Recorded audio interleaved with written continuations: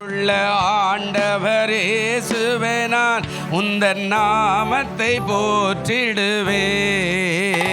எந்த நண்புள்ள ஆண்டவர் இயேசுவே, நான் உந்தன் நாமத்தை போற்றிடுவே. உம்மை அல்லாதி பூமியில் யாரையோ நம்பிட உயிர் தந்த தெய்வமே, உம்மை போல் ஒரு தேவனை பூமியில் அறிந்திட உயிர் தந்த தெய்வமே. ஆனந்தம் ஆனந்தமே, அல்லும் பகலிலும் பாடிடுவே. ஆனந்தம் ஆனந்தமே, அல்லும் பகலிலும் பாடிடுவே. இயேசுவே என்பனார் உயிரே, இயேசுவே என்பனார் உயிரே. உயர் அடைக்கலத்தில் என்னை வைப்பவரே, உந்தன் நாமத்தை நம்பிடுவே. உயர் அடைக்கலத்தில் என்னை வைத்தவரே, உந்தன் நாமத்தை நம்பிடுவே. உம்மை அல்லாதி பூமியில் யாரையோ நம்பிட உயிர் தந்த தெய்வமே. உம்மை அல்லாதி யாரையும் பூமியில் நம்பிட உயிருள்ள தெய்வமே. ஆனந்தம் ஆனந்தமே, அல்லும் பகலிலும் பாடிடுவே. இயேசுவே என்பனார் உயிரே, இயேசுவே என்பனார் உயிரே. ஜெபிக்கலாம். சோத்திரம் ஆண்டவரே, மை துதிக்கிறோம், மை சோத்திரிக்கிறோம். அன்பின் தகப்பனே, இந்த அருமையான ஆசீர்வதிக்கப்பட்ட இந்த மூன்றாவது மாதத்தின் இதன் முதல் நாளுக்காய் மை நன்றி செலுத்துகிறோம். இந்த மாதத்தை உங்களுடைய கரத்தில் அர்ப்பணித்து ஜெபிக்கிறோம் ஆண்டவரே. தேவனுடைய வார்த்தைகளுக்காய் கூட மை ஸ்தோத்திரிக்கிறோம். ஆவியானவரே, பாடல்களுக்காய் மை துதிக்கிறோம் ஆண்டவரே. வர்ஷிப்காய் மை ஸ்தோத்திரிக்கிறோம். தேவனுடைய வார்த்தை ஆண்டவரே, வாக்குத்தத்த வார்த்தைகளுக்காய் மை துதிக்கிறோம். தேவனுடைய சத்தியத்தை ஆண்டவரே, சத்தியத்தின்படி கேட்க கர்த்தர் கிருபை செய்யுங்க, மாற்றி ஆசீர்வதிங்க. பரிசுத்த ஆவியானுடைய ஆளுகை இருக்கும்படியாய் ஜெபிக்கிறேன் ஆண்டவரே. அறிவிப்பின் காணிக்கையின் பகுதி எல்லாவற்றையும் பொறுப்பெடுக்கும்படியாய் ஜெபிக்கிறேன். திருவிருந்த ஆராதனைக்காய் மை ஸ்தோத்திரிக்கிறேன். கர்த்தருடைய நாமத்தை மகிமைப்படுத்தி பரிசுத்தமாக்கி உம்முடைய உடன்படிக்கை நினைவு கூர்ந்த ஆண்டவரே, உம்முடைய சமூகத்தில் காரியங்களை வாய்க்க செய்ய ஆவியானவர் ஆளுகை செய்யும்படியாய் ஜெபிக்கிறேன். தடைகள் எல்லாம் மாற்றி ஆசீர்வதியும். ஆரம்ப முதல் முடி வரைக்கும் தெய்வீக பிரசன்ன வல்லமை அபிஷேகம் நிறைவாயிருக்கும்படி ஜெபிக்கிறேன். பரிசுத்த ஆவியானவர் ஆண்டு கொள்ளும். இயேசுவின் நாமத்தில் ஜெபிக்கிறோம் எங்கள் ஜீவனுள்ள பிதாவே, ஆமென். உட்காருவோம். பலி நன்றி பலி நல்லவரே உமக்கு தான். அதிகாலை ஆனந்தமே, எனப்பாவும் திருப்பாதமே. அதிகாலை ஆனந்தமே, எனப்பாவும் திருப்பாதமே. நேற்றைய துயரமெல்லாம் இன்றே மறைந்ததையா. நேற்றைய துயரமெல்லாம்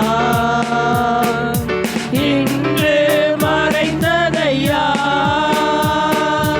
நிம்மதி பிறந்ததையா, அது நிரந்தரமானதையா.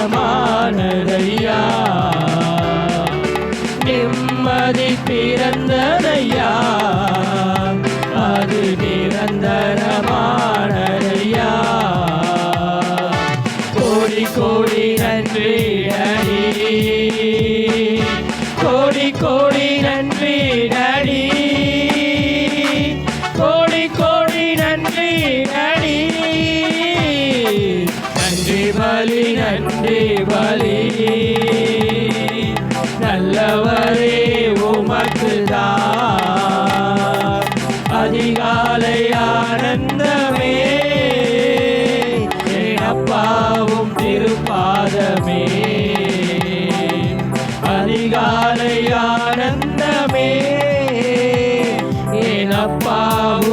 திருப்பாதமே. இரவெல்லாம் காத்தீ, இன்னும் ஒரு நாள் தந்தீ. இரவெல்லாம் காத்தீ, இன்னும் ஒரு நாள் தந்தீ. மறவாத என் நேசரே, மறவாத என் நேசரே, உறவாடி மகிழ்ந்திடுவே, இன்ப உறவாடி மகிழ்ந்திடுவே. கோடி கோடி நன்றி டாடி, கோடி கோடி நன்றி டாடி, கோடி கோடி நன்றி டாடி. நன்றி பலி நன்றி பலி, நல்லவரே உமக்கு தான் அதிகாலை ஆனந்தமே. என் அப்பாவும் திருப்பாதமே, அதிகாலை ஆனந்தமே. என் அப்பாவும் திருப்பாதமே. ஊழிய பாதையிலே உற்சாகம் தந்தீரையா, ஊழிய பாதையிலே உற்சாகம் தந்தீரையா. ஓடி ஓடி உழைப்பதற்கு, நான் ஓடி ஓடி உழைப்பதற்கு உடல் சுகம் தந்தீரையா, நீ உடல் சுகம் தந்தீரையா. கோடி கோடி நன்றி டாடி, கோடி கோடி நன்றி டாடி, கோடி கோடி நன்றி டாடி. நன்றி பலி நன்றி பலி, நல்லவரே உமக்கு தான் அதிகாலை ஆனந்தமே. என் அப்பாவும் திருப்பாதமே, அதிகாலை ஆனந்தமே. என் அப்பாவும் திருப்பாதமே. வேதனை துன்பமெல்லாம் ஒரு நாளும் பிரியாதையா, வேதனை துன்பமெல்லாம் ஒரு நாளும் பிரிக்காதையா. நாதனே உம் நிழலில், நாதனே உம் நிழலில் நாள்தோறும் வாழ்வேன் ஐயா. இயேசுநாதனே உம் நிழலில் நாள்தோறும் வாழ்வேன் ஐயா. கோடி கோடி நன்றி டாடி, கோடி கோடி நன்றி டாடி, கோடி கோடி நன்றி டாடி. நன்றி பலி நன்றி பலி, நல்லவரே உமக்கு தான் அதிகாலை ஆனந்தமே. என் அப்பாவும் திருப்பாதமே, அதிகாலை ஆனந்தமே. என் அப்பாவும் திருப்பாதமே. அல்லேலூயா. என் கண்வலையானவரே, என்னை காக்கும் தெய்வம் நீரே. வல்லமை மாட்சிமை நிறைந்தவரே, மகிமைக்கு பாத்திரரே. வல்லமை மாட்சிமை நிறைந்தவரே, மகிமைக்கு பாத்திரரே. ஆராதனை உமக்கே, ஆராதனை உமக்கே, ஆராதனை உமக்கே, ஆராதனை உமக்கே.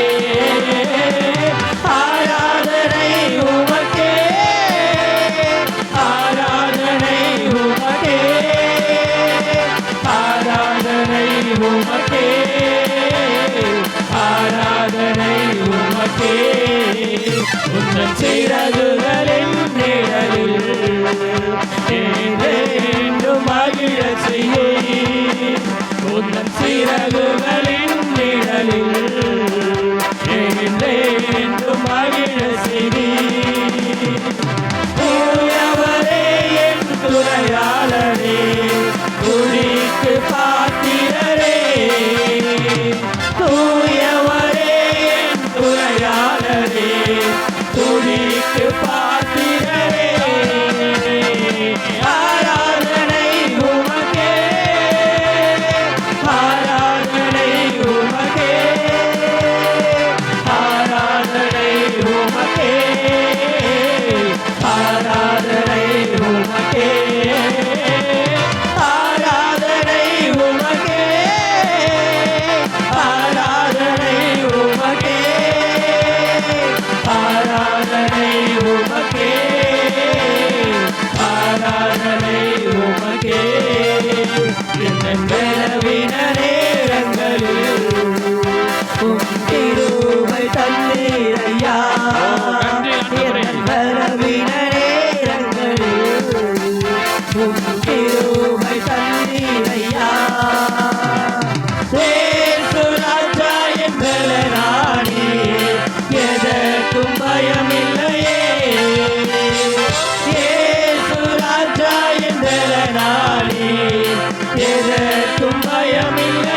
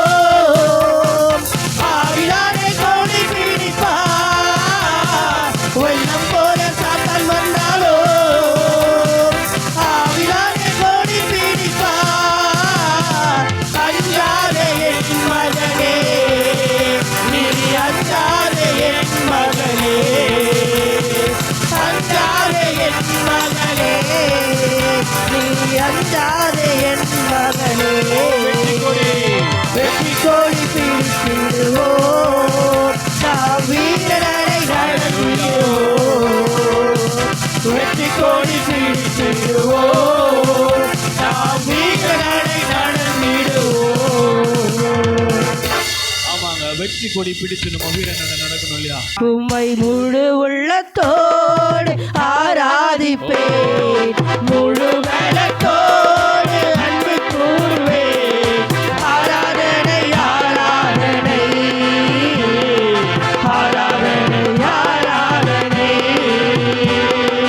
ஆராதனை ஆராதனை ஆராதனை ஆராதனை. எபிரேசரே, எபிரேசரே, திருமலையில் உணவினிலே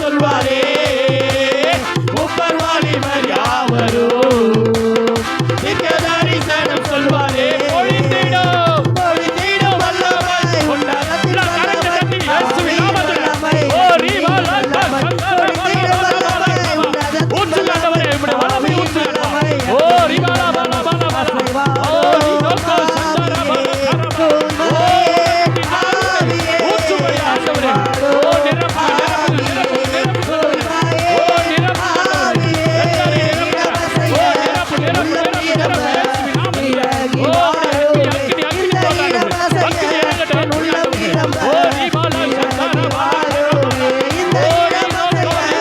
உள்ளம் நிரம்ப நிரம்பி வாருமே. என் உள்ளம் நிரம்ப நிரம்பி வாருமே.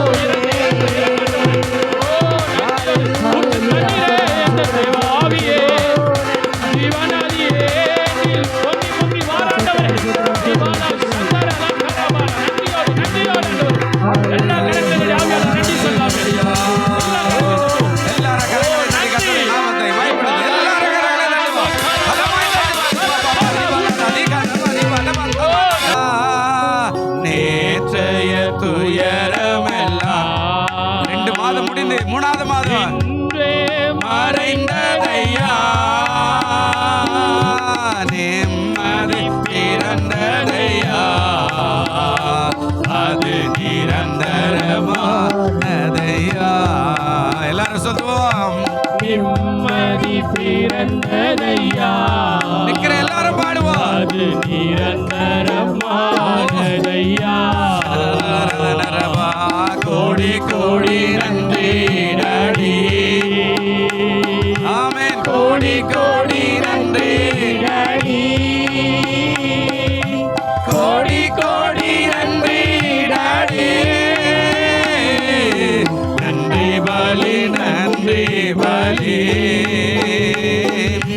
நல்லவரே உமக்குதான் அதிகாலை ஆனந்தமே.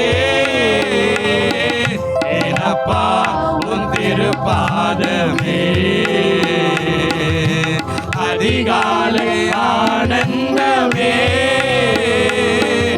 ஏனப்பா உன் திருப்பாதமே.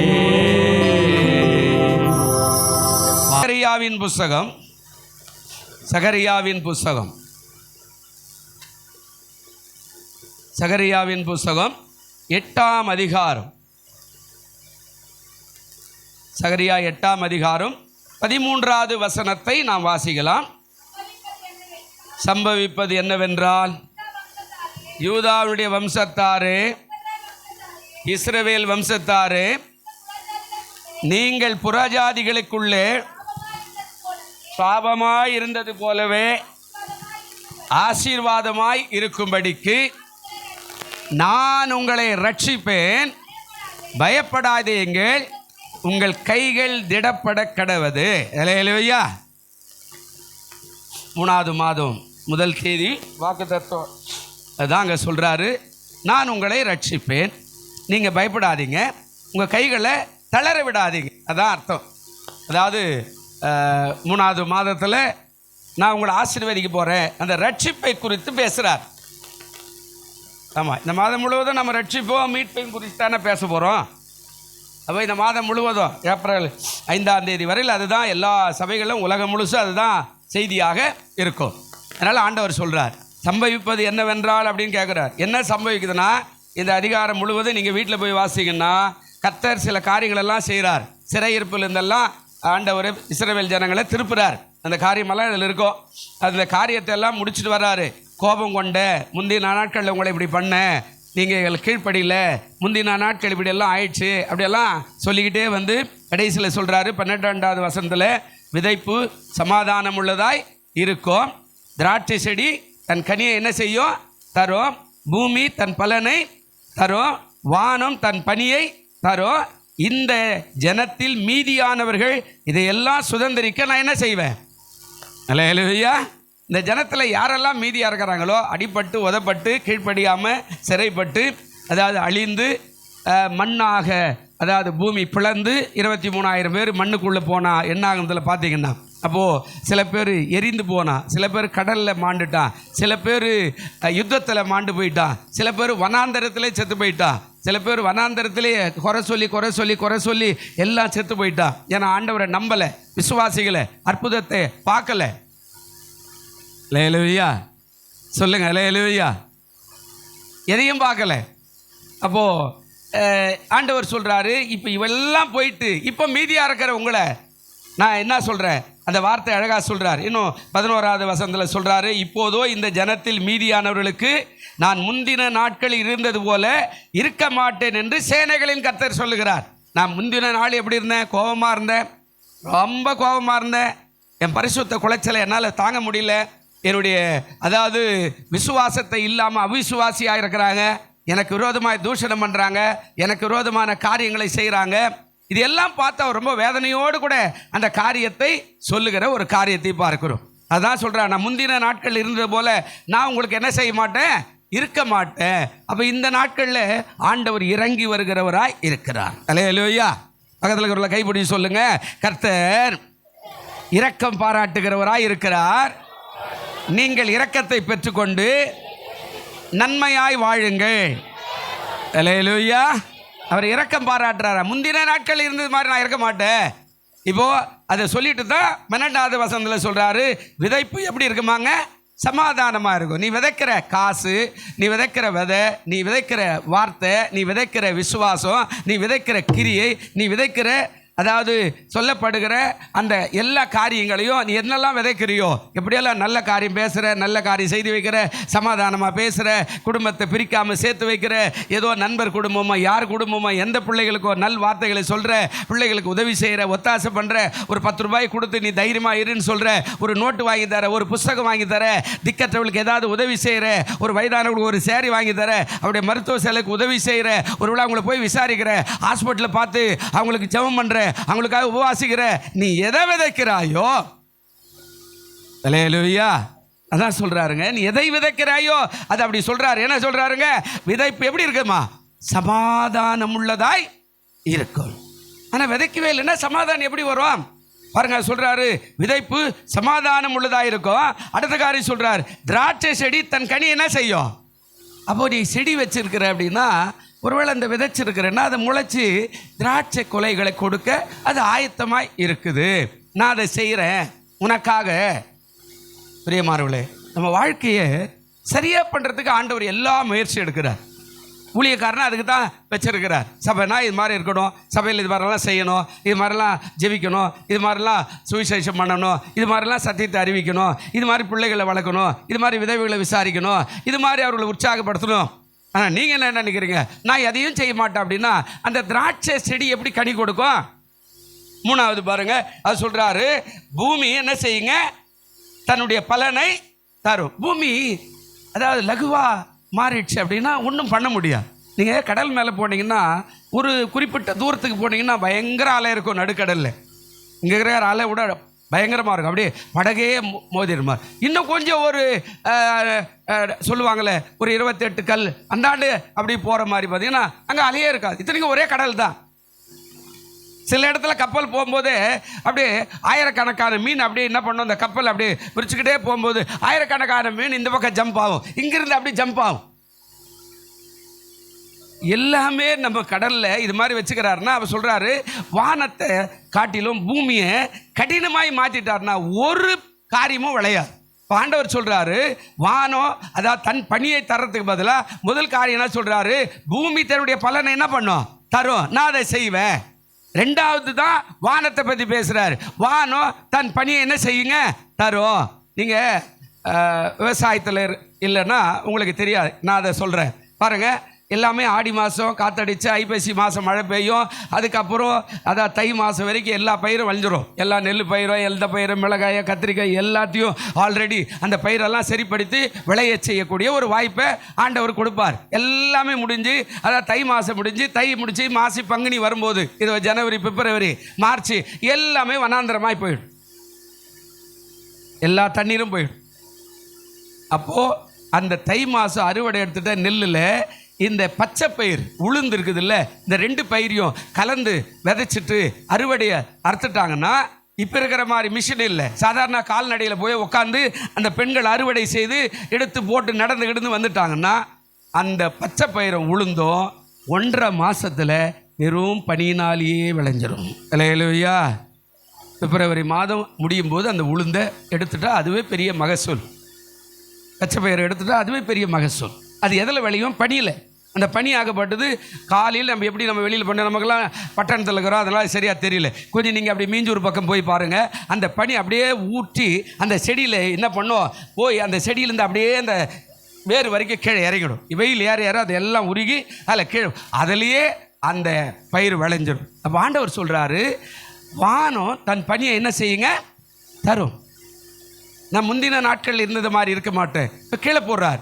இந்த பணியை தந்த உடனே இந்த ஜனத்தில் நீதியானவர்களை இது எல்லாம் சுதந்திரிக்க நான் என்ன செய்வேன், யார் நீதியாக இருக்கிறாங்களோ அவங்களெல்லாம் சுதந்திரிக்க நான் செய்வேன். இல்லையா? ஆனால் நீதியை விட்டுட்டிங்கன்னா ஒன்றையுமே சுதந்திரிக்க முடியாது. எல்லாரும் சொல்லுவோம், என்னவோ கர்த்தறியாமல், ஆமாம் கருணை வைக்கல, கர்த்தறியாமல் ஒன்றையுமே வைக்கல, எல்லாவற்றையும் சுதந்திரிக்க நீதியின் தேவன் உதவி செய்கிறார். இல்லையா? துன்மார்க்கமாக அல்ல, எல்லாமே உனக்காகத்தான், நமக்காகத்தான் பூமியில் வச்சுக்கிறார். எல்லாமே ஆல்ரெடி கொடுக்கும் அப்படின்றார். விதைச்சானா சமாதானம், திராட்சை செடி கனி கொடுக்கும், பூமி தன் பலனை தரும், வானம் தன் பனியை தரும். இதெல்லாம் நீதியானவர்கள் இதெல்லாம் சுதந்திரிக்க நான் கட்டளை கொடுக்குறேன், அவங்க வீட்டை போய் சேரு. அதில் தான் பேதுருக்கு சொல்கிறார், போய் போடுறப்பா வலைய அப்படின்னு சொன்னால் அவன் சொல்கிறான், ஐயரு ராத்திரி எல்லாம் போராடிட்டேன், ஒரு மீனும் கிடைக்கல, எந்தெந்த மீன் எங்கே இருக்குன்னு எனக்கு தெரியும், என்ன பண்ணுறது வந்துட்டேன், ஏதோ பரவாயில்ல நீங்கள் சொல்கிறீங்க, உங்களுடைய வார்த்தை கேட்டு நான் கொஞ்சம் அப்படி போடுறேன் அப்படின்னு போனான். அந்த வார்த்தையை போட்ட உடனே எங்கே இருக்கிற மீன் அவனுடைய வலைக்கு வரும்படியாய் கர்த்தர் கட்டளை இட்டார். அல்லேலூயா. நீங்கள் நினைக்கிறீங்க, என்னத்தை ஆண்டவர் கோயிலுக்கு போயிட்டா என்ன குத்துருவார், ஞாயிற்றுக்கிழமை போயிட்டா என்ன குத்துருவார், பெரிய ஞாயிற்றுக்கிழமை என்ன பேசிட்டு போகிறாரு, அவர் என்ன செஞ்சு, இதையெல்லாம் நாம் பேசுனா ஒன்றுமே நடக்காது. ஆனால் ஆண்டவர் சொல்கிறார், அவர் சொல்கிறார். அதனால தான் இப்போ 13வது வசனத்துக்கு வரும்போது சம்பவிப்பது என்னவென்றால், யூதா வம்சத்தாரு, இஸ்ரவேல் வம்சத்தாரு, நீங்கள் புறஜாதிக்குள்ளே எப்படி இருந்தீங்க, சாபமாய் இருந்தது போல. புறஜாதிக்குள்ளே எப்படி இருந்தீங்க, சத்தமாக சொல்லுங்க, எப்படி இருந்தீங்க, சாபமாய் இருந்தது போல. இப்போ ரட்சிக்கப்பட்டு உள்ளே வரோம், இயேசுவை ஏற்றுக்கிட்டு உள்ளே வரோம், சாபமாய். ஆமாம், நல்லா என்னை குறித்து சொன்னால் உங்களுக்கெல்லாம் கொஞ்சம் கஷ்டம் கூட இருக்கும். நல்லா சாபமாகவே வாழ்ந்துட்டேன். வாழ்க்கையில் 8 வருஷம், அதாவது வீட்டுக்கு உள்ளாவே சாப்பாடு இருந்து கூட சாப்பிடாத, வழி இல்லாத ஆலமரத்தடியில் பல மாதங்கள் படுத்திருந்துருக்கிறேன்னா, சாபமாய். எல்லாரும் மரவனா சுகமாயிட்டான். நான் ஒரு ஆள் தான் இந்த பக்கம் ஒரு டீப் வச்சு இந்த பக்கம் ஒரு டீப் வச்சுன்னு சோத்துறோம். ஆண்டவரே சோத்துறோம், உண்மை ஏற்றுக்கிட்டு கூட இப்படி தான் இருக்குது. அந்த 338 கோடி தேவர்களை ஏற்றுக்கிட்டோம், இப்படி தான் இருக்குது. அந்த தேவர்களும் விட்டுட்டான். படித்த டாக்டர்னு இங்கே வந்தா இந்த டாக்டரும் விட்டுட்டான். ஏசுனார் நல்ல அந்த அம்மா சொன்னாங்க, உன்னை ஏற்றுக்கிட்டு கூட இப்படி தான் உட்காந்துக்கிறேன் அப்படின்னு சாபமா. எந்த ஒரு சூழ்நிலையும் நல்லது கெட்டதெல்லாம் நான் கிட்டத்தட்ட 16 வயசுலேருந்து நான் 27 வயசு வரையில் அந்த டீனேஜ் வயசில் நல்ல காரியத்துக்கும் போனதில்லை, கெட்ட காரியத்துக்கும் போனதில்லை, சாகு போனதில்லை, கல்யாணத்துக்கு போனதில்லை, ஒரு விளையாட்டு கிடையாது, ஒரு எந்த விதமான காரியம் இல்லை, நல்லது சாப்பிட்டதே கிடையாது, படுத்த படுக்கையாவே உட்கார்ந்து இருந்தேன். சாபமாய், வேதனையா. எல்லாரும் சொல்லுவான், பாவம் யார் பிடித்த புள்ளியோ பூமிக்கு பாரமாக இருக்கிறா, இவங்க அப்பா செஞ்ச தப்பா, இவங்க அம்மா செஞ்ச தப்பா, இவன் தாத்தா செஞ்ச தப்பா, இவன் பாட்டி யாரை ஏமாத்தினாலும் இந்த பேரனுக்கு வந்த தண்டனை பாரு, இவன் ஏன் இன்னும் உயிரோடு இருக்கான வார்த்தையை சொல்லிட்டு போனேன். ஆட்கள் ஏராளமானவர்கள். சாபம். இயேசுவை ஏற்றுக்கொண்ட போது அவ எல்லாவற்றையும் நீக்கி ஆண்டவர் அப்படியே டர்ன் பண்ணி விட்டார். பாருங்க, வார்த்தை சொன்ன ஆளெல்லாம் இன்ன வரைக்கும் இல்லை. நல்ல கவனிங்க, தேவன் சாபத்தை மாற்றுகிறவராக இருக்கிறார். அல்லேலூயா. ஃபாதர் ஒரு பாட்டு பாடினார்ல, மெய்யாக எங்களது பாடுகளை ஏற்றுக்கொண்டு துக்கங்களை சுமந்து கொண்டே, மெய்யாக எங்களது பாடுகளை ஏற்றுக்கொண்டு துக்கங்களை சுமந்து கொண்டே, ஐயா துக்கங்களை சுமந்து கொண்டே, ஐயா துக்கங்களை சுமந்து கொண்டே. நீ நல்லவர், சர்வ வல்லவர், நீ நல்லவர், சர்வ வல்லவர், உம் இரக்கத்திற்கு முடிவே இல்லை, உம் அன்பிற்கு அளவே இல்லை, உம் இரக்கத்திற்கு முடிவே இல்லை, உம் அன்பிற்கு அளவே இல்லை. அவை காலை தோறும் புதிதாயிருக்கும், அவை காலை தோறும் புதிதாயிருக்கும். காலை தோறும் எப்படியா இருக்குதாங்க, புதிதா சாபம் மாறினதையா. 8 ஆண்டுகள் படுத்தவனா இருந்தேன். வாழ்க்கையே 27 வயசுல வாலிபம். பிள்ளைகள் ஓடுறான், கபடி ஆடுறான், கிரிக்கெட் ஆடுறான், வாலிபால் ஆடுறான், எல்லாம் பார்த்துக்கிட்டு கை கட்டி இப்படியே உட்காந்து கூணு வளைஞ்ச மாதிரியே நடந்து அப்படியே நடந்து அப்படியே பார்த்துட்டு இருக்கிறேன். கடவுளே, நான் என்ன பாவம் பண்ணேன்? சாபத்தை நீக்குகிற காரியம் ஆண்டவர் அதான் இங்கே சொல்கிறார். என்ன சொல்கிறாருங்க? அதாவது நீங்கள் புறஜாதிகளுக்குள்ளே சாபமாக இருந்தது போல ஆசீர்வாதமாக இருக்கும்படி நான் என்ன செய்ய போகிறேன்? இப்போ உங்களை ரட்சிப்பேன், மீட்பேன். கர்த்தருடைய வார்த்தை ஒரு நாளும் பொய் சொல்லாதையா, ஒரு நாளும் பொய் சொல்லாது. என்னை மருத்துவமனைக்கு போனால் அந்த டாக்டர் நர்ஸ் தான் என் பேரையே கூப்பிட்டான். மற்றெல்லாம் அந்த கம்ப்யூட்டர், அந்த வாட் பாய், கழுவுறவன், பெருக்கிறவன், ஆயம்மா எல்லாம் சொல்லுவான். யோ, உன் பேர் இன்பநாத இல்லையா, துன்பநாதையா, இப்படி தான் சொன்னான். ஊரெல்லாம் சொல்லிச்சு. சாபத்தை மாற்றி அவர் சொல்கிறார், ரட்சித்தார். பயப்படாதீங்க, உங்கள் கைகளை நீங்கள் என்ன பண்ணுங்க, தளர விடாமல் நான் உங்களை பார்த்து கொள்ளுவேன். அல்லேலூயா. ஆண்டவர் சொல்கிறார். என்ன நடக்குது? எல்லாமே மாற்றம்தான். புதிய காரியத்தை செய்ய அவர் வல்லவராயிருக்கிறார். ஆனால் நம்ம என்ன செய்கிறோம்? ஒன்றும் செய்யறதில்லை. நம்ம சொல்கிறோம், அட விடப்பா, கடவுளுக்கு தெரியாதாப்பா, கோயிலுக்கு போனால் தான் கொடுப்பாரா, கொடுக்க மாட்டாரா, எதுவும் செய்ய, இந்த மாதிரி கதையெல்லாம் பேசுகிறமே தவிர ஆண்டவரை நம்பி அவர் செய்கிற கிருபைகளை நம்பி நான் வரும்போது அவர் எல்லாவற்றையும் நன்மையாய் மாற்ற அவர் வல்லவராய் இருக்கிறார். இன்றைக்கு நான் போன்னு சொன்னேனே, அந்த டாக்டருக்கு எல்லாம் மாறி ஆல்ரெடி 35 வருஷத்துக்கு முன்னாடி எல்லாம் மாறி மாறி மாறி மாறி போட்டான். நேற்று வந்த புதிய ஆட்கள் கேட்டான், உங்களுக்கு முன்னாடி இவ்வளோ ஆப்ரேஷன் பண்ணி நீங்கள் உயிரோடு இருக்கிறீங்களே, இவ்வளோ நாள் உங்களுக்கு எந்த விதமான சைடு எஃபெக்ட் வரலையே? அன்றைக்கே சொன்னான், உனக்கு கண்ணு போயிடும், காது போயிடும், அதை போயிடும், உனக்கு கிட்னி போயிடும், பிளாடர் போயிடும். ஏன்னா இவ்வளோ மருந்து மாத்திரை 8 வருஷம் படுத்த படிக்க, 8 வருஷத்தில் சாப்பிட்ட மாத்திரை, ஊசி போட்டது எல்லாமே ஏதாவது ஒரு சைடு எஃபெக்ட் இருக்குமே, உனக்கு ஒன்றும் ஆகலை. அப்படியே மெயின்டைன் பண்ணிங்க, நல்லா இருங்க. அல்லேலூயா. உலகமன் சொன்ன அம்ச காரியத்தை சொல்கிறேன். வெள்ளிக்கிழமை காலையில் நல்ல கவனிங்க. கர்த்தர் எப்போதுமே அவரை நம்பின பிள்ளைகளை ஒருபோதும் என்ன செய்ய மாட்டாருங்க, கைவிட மாட்டார். சாபத்தை மாற்றுவார். நம்ம நினைக்கிறோம் இவன் இப்படி அவன் அப்படி, அதெல்லாம் கிடையாது. நீ அவரை உறுதியாக பார்த்துக்கிட்டியானா அவரால் முடியாது எதுவுமே இல்லை. ஆனால் நம்ம தான் அப்படியெல்லாம் உறுதியாக பண்ண மாட்டேன்ற சோத்திரம் கூடியா, அவருக்கு வேறு வேலை இல்லையா, இவருக்கு வேறு வேலை இல்லையா, நான் கோயிலுக்கு போய் இதை பண்ணுமா அதை பண்ண, இதெல்லாம் இல்லைங்க. உண்மையும் உத்தமாக இருந்தால் சங்கீதக்காரனாகிய தாவீது எழுதி வச்சிருக்கிறான். 91வது சங்கீதம், 91வது சங்கீதம் அழகாக எழுதி வச்சார். ஒரு வார்த்தை என்ன சொன்னார்? 14வது வசனம் ஞாபகம் இருக்குதா? உங்களுக்கெல்லாம் அது ஞாபகம் இருக்கணுங்க. இது 91:14 மறக்க முடியாது என்றால் என்ன சொல்கிறாருங்க? அவன் என்னிடத்தில் எப்படி இருக்கிறாங்க? வாஞ்சையாயிருக்கிறபடினா அவனை நான் என்ன செய்யறேங்க? விடுவிப்பேன். என் நாமத்தை அவன் அறிந்திருக்கிறபடினால் அவனை உயர்ந்த அடைக்கலத்தில் வைப்பேன். அல்லேலூயா. என் சொந்தக்காரர் இன்னும் கூட சொல்லுவான், நீ இப்படி இருப்பன்னு தெரியலப்பா, ஏதோ அந்த தெய்வத்தை நம்பி போயிட்டு நினச்சோம், ஆனால் நீ உன் வாழ்க்கையில் மாறிடுச்சேப்பா. எல்லாம் வார்த்தை மாறினது, செய்கை மாறினது, உடை மாறினது, நடை மாறினது. எவ்வளவு பிரயாணம் பண்ணுற, எப்படி இதெல்லாம் உண்மையாகவே அந்த கடவுள் இருக்கிறார்ன்றதை நாம் கூட நம்புகிறோம். ஆனால் என்ன பண்ணுறது, சமுதாயத்தில் இருக்கிறோமே. அவன் சொல்கிறார், அவன் என்னிடத்தில் எப்படி இருக்கிறானா? வாஞ்சை. ஒரு நாள் வேதம் வாசிகள் தான் நீ அழணும். வாஞ்சை. ஐயோ, எங்கள் அப்பாவுடைய வேதத்தை இன்னைக்கு நான் வாசிக்கலையே. வாஞ்சை, தாகம். இன்றைக்கு நான் ஜெபம் பண்ணலை காலையிலனா அழணும். காலையில் தூங்கிட்டுன ஆண்டவரே, வாஞ்சை. என் அப்பாவோட பேசல, மனவாள இல்லையா? வெளியில் வீட்டுக்காரர் போய் வேலை செஞ்சுட்டு வரல, லேட் ஆகுதுன்னா வீட்டுக்கார அம்மா இப்போ இருக்கிற கை போனை எடுத்து என் நேரம் ஃபோன் பண்ணி எங்கே இருக்கிற, நீ எங்கே வர, சாப்பிட்டியா இல்லையா கேட்குறல்ல. அதே காரியத்தை தான் மனவாளனா இருக்கிற இயேசுவானவர்கிட்ட நீ பேசணும்ல. காலையில் நான் பேசலையே, ஜெபிக்கலையே.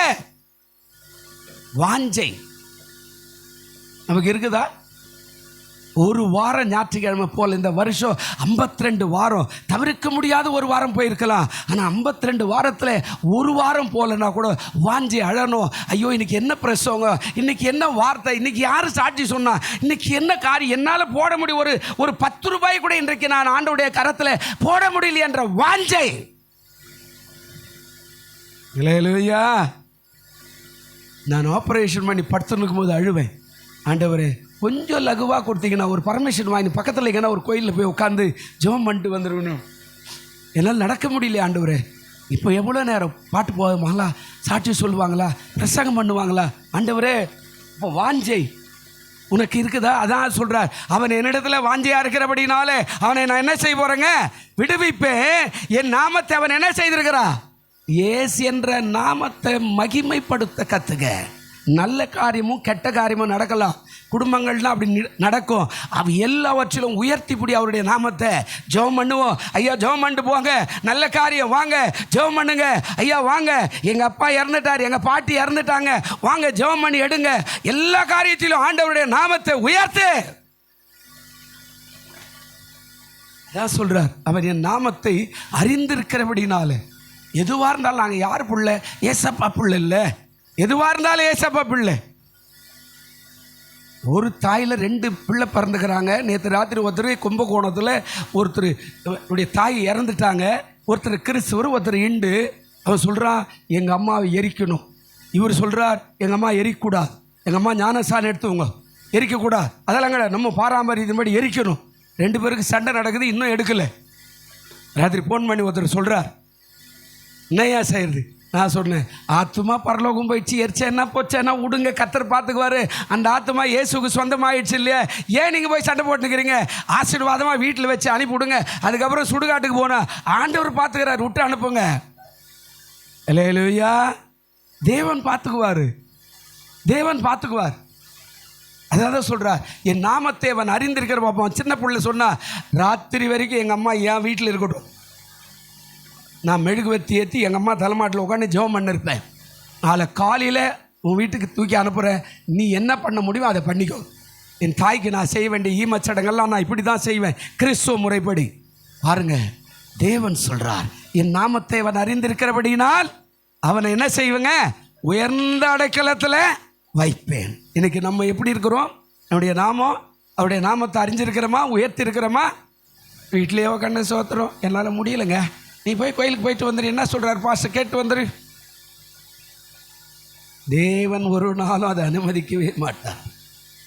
நீங்கள் பிள்ளையாகட்டும், மனைவியாகட்டும், புருஷனாகட்டும், இந்த சாக்கு போக்கெல்லாம் ஆண்டவர் அனுமதிக்க மாட்டார்.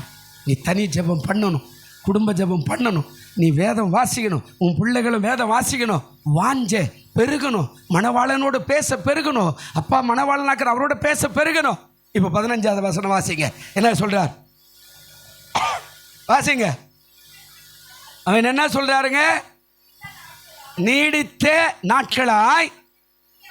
பாருங்க, ஆண்டவர் சொல்றாரு நீடித்த நாட்கள் அவன் என்னை நோக்கி கூப்பிடுவான், நான் அவனுக்கு என்ன கொடுக்குறேங்க, மறு உத்தரவு அருளி செய்வேன். அதுக்கப்புறம் ஆபத்திலே நானே அவனோடு இருந்து அவனை என்ன செய்வேன், தப்பு வித்து அவனை என்ன பண்ணுவேன், உலகத்தில் சம்பத்தை உயர்த்தி கனப்படுத்துகிற கர்த்தராய் நான் இருக்கிறேன். அல்லேலூயா. அப்போ ரட்சிப்பன் எப்படி சொல்கிறாரு, அவன் என்னை நோக்கி கூப்பிட்றான், டெய்லி கூப்பிட்றான்ல, 40 நாள் கூப்பிட்றான்.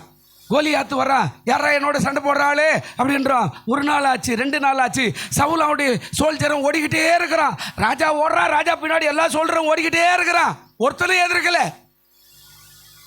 31, 32, 35, 36வது நாள், 37வது நாள், 38வது நாள் வரும்போது ஒரு ஆள் வருகிறார். என்ன, அண்ணனை பார்க்கறதுக்காக வருகிறார். கர்த்தர் அவனை எழுப்புறார், அவன் வரான் உள்ள.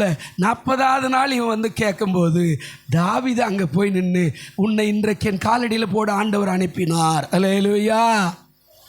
40 நாள் ஜெபம் பண்ணிப்பார். வீட்டில் சித்த வைத்தியத்தில் கூட சொல்லுவான், 40 நாள் ஒரு மண்டலத்துக்கு மருந்து சாப்பிட்டுவார், உடம்புல இருக்கிற எல்லா கழிவும் போயிடணுமா. ஒரு நாள் சாப்பிட்டேன்னா அப்படியே அதிகமாக ஆக்கி விட்ருவோம். 40 நாள் கஷ்டப்பட்டு உள்ள முழுங்கி பாரு, எல்லாம் மாறிடும். ஆண்டவர் சொல்கிறாரு, 40வது நாள் கோலியாத்தை வீழ்த்த ஒரு தாவீது வந்தானா உன்னுடைய வாழ்க்கைக்கு ஒரு ஆசீர்வாதத்தை தேவன் அனுப்புவார். அல்லேலூயா. ஆண்டவர் சொன்னாரே, அவன் என்னை நோக்கி கூப்பிடுவான், நான் அவனுக்கு என்ன கொடுக்குறேன்? மறு உத்தரவு அருளி செய்வேன். அடுத்தது, ஆபத்தில் நான் அவனோடு கூட என்ன செய்கிறேன்? உனக்கு தெரியுமா, உடல்ல குழந்தைக்கு உடம்பு சரியில்லை அப்படின்னா அது எப்போ பார்த்தாலும் அழுதுன்னா உடனே அம்மா லீவ் போட்டுருவாங்க, அப்பா லீவ் போட்டுருவார். குழந்தை சில்லுன்னு அழுதுட்டே இருக்குது, சரியா இல்லை, நான் கூடவே இருக்கிறேன், நான் இருக்கிறேன்டா அப்பா, நான் பார்த்துக்கிறேன்டா அம்மா, நான் பார்த்துக்கிறேன்டான்னு அணைச்சி அந்த பிள்ளைகளோடு கூட காணப்படுற ஒரு காரியத்தை போல நம்முடைய தகப்பனாக இருக்கிற இயேசு கூட இருக்கிறாரா? அல்லேலூயா. நம்ம நினச்சிக்கிறோம் இயேசுனார் விட்டாருங்க, ஒரு கண்ணு இல்லைங்க, ஆட விடுங்க, அவர் ஒன்றும் சரியில்லைங்க, அந்த அம்மா நேற்று காத்தால வந்து அந்த அம்மா இவர் பாருங்க நேற்று காத்தால வந்து இவர் எப்படி ஆயிட்டாருங்க, என்னோட கூட ஆண்டவர் இல்லைங்க. தாய் தன் பிள்ளையை எப்படி அரவணைத்து நேசிக்குமோ அதுபோல நம்மை அரவணைத்து கொள்ள ஆண்டவர் சொல்றார். அவனோடு இருந்து அவனை நான் என்ன செய்கிறேன்? தப்பு வித்து அடுத்த பூமியில் என்ன பண்ணுறேன்? கனப்படுத்துகிறேன். கரம் பிடித்து நடத்துவா, கண்மலை மேல் நிறுத்துவா, கரம் பிடித்து நடத்துவா, கண்மலை மேல் நிறுத்துவா, ஒரு தாய் ஏற்றுவது போல் நேச ஏற்றுவா, ஒரு தாய் ஏற்றுவது போல் நேச ஏற்றுவா. அல்லேலூயா. அடுத்த வரி சொல்லுது, மார்போடு அவர் என்ன செய்யறாரா? அணைத்து. அவ்வளவு ஆசீர்வாதம். ஒரு தாய் எப்படி தன் பிள்ளை அணைச்சிக்கிட்டு, என் பிள்ளை அழுதே நீ கவலைப்படாத நான் இருக்கிற அம்மா என்று சொல்கிற மாதிரி ஆண்டவர் நம்முடைய கஷ்டத்தில், வேதனையில், நெருக்கத்தில், துன்பத்தில் அனைத்து நம்மை பாதுகாக்கிற ஒரு ஆண்டவராய் அவர் இருக்கிறார். அதுதான் சொன்னார், நான் உங்களை என்ன செய்வேங்க? ரட்சிப்பேன். நான் உங்களை என்ன பண்ணுவேன்? ரட்சிப்பேன். பயப்படாதீங்க. அப்போது ரட்சிப்பு யார் கொடுக்குறாரு? ஆண்டவராகிய இயேசு தான் கொடுக்குறாரு. சாபத்தை மாற்றுகிறேன், ரோகத்தை மாற்றுகிறேன், வேதனையை மாற்றுகிறேன், கண்ணீரை மாற்றுகிறேன், கவலையை மாற்றுகிறேன். சாபன்றதெல்லாம் நீங்கள் சிம்பிளாக சின்ன சின்ன வியாதியை அனுபவிச்சுட்டு ரொம்ப கஷ்டப்பட்டுங்க, இதெல்லாம் ரொம்ப ரொம்ப சிம்பிளான காரியம். நான் என்ன அளவுக்கு நீங்கள் யாருமே அனுபவிச்சிருக்க மாட்டீங்க, அவ்வளோ கஷ்டம். ஒருவேளை நர்ஸ் அம்மாங்கெல்லாம் இங்கே இருக்கிறாங்க. இப்போ நவீனம், ஹாஸ்பிட்டலில் கொஞ்சம் நவீனம் ஆயிடுச்சு. நான் சொல்கிறது 1983 காலகட்டம். அப்போல்லாம் நவீனமெல்லாம் ஒன்றுமே கிடையாது. ஒரு யூரின் வரல அப்படின்னா ஒரு சாதாரணமாக சொல்கிறேன், ஒரு சாதாரணமாக ஒரு பேனாவுடைய இந்த மூடி மாதிரி இந்த அளவுக்கு பெரிய ஒரு கம்பி ஒன்று வளைச்சி வச்சுருப்பான். டயலைசிஸ் பண்ணுறா போட அப்படின்னுமா. போய் உட்கார்ந்தான்னா யூரின் வர பாதையில் 2 தரம் உள்ளே விட்டு அப்படி போட்டு இழுத்தான்னு வச்சுக்கோ, 4 நாளைக்கு சும்மா அந்த உப்பு தண்ணி அப்படியே பிச்சுக்கிட்டு அடிக்கும் பாருங்க, ரத்தமும் நீருமா 4 நாளைக்கு குறையாது. இன்றைக்கி நவீனம், மருத்துவம் மாறிடுச்சு. என் உடம்புல இந்த பக்கம்லாம் நீங்கள் பார்த்தீங்கன்னா இவ்வளோ நீட்டாக பட்டப்பட்டியாக என்னத்துக்கு அர்த்தானே எனக்கே கூட தெரியாது. தொடையில் பாதி அறுத்துக்கிறான், இங்கே பாதி அறுத்துருப்பான், இங்கே பாதி அறுத்துருப்பான், நீளமாக அறுத்து ஊசி நூல் போட்டு தைச்சி வச்சுருப்பான். அது கட் பண்ணுறதே பெரிய கஷ்டம். இன்றைக்கி அப்படியெல்லாம் இல்லை, ஒட்டிட்டு சரணி பிடிச்சி போட்டால் தேயிலே கிடையாது. என்ன அளவுக்கு உங்களால் யாருமே பாடு அனுபவிச்சிருக்க முடியாது. 13 ஆப்ரேஷனும் நாராக கிழிச்சு ஒட்டி ஒட்டி பிடிச்சான். ஒரு இதே அந்த சிசர் பிடிச்சி இப்படி இழுத்தா போதும், உயிரே போடும். அதுக்கப்புறம் அதை உள்ளே விட்டு கட் பண்ணுவான். ஒவ்வொரு ஆப்ரேஷனுக்கும் உயிர் போய் உயிர் வரும்.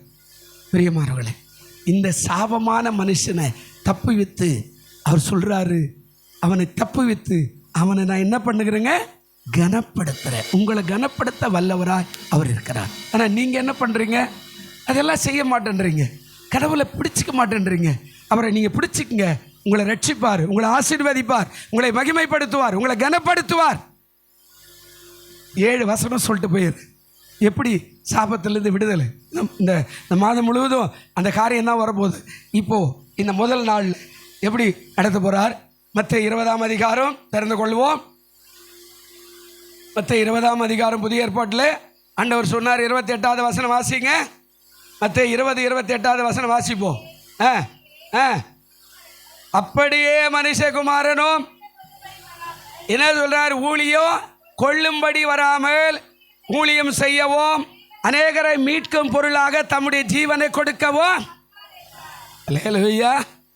சொல்றார் ஊழியம் எப்படி சொல்றாரு?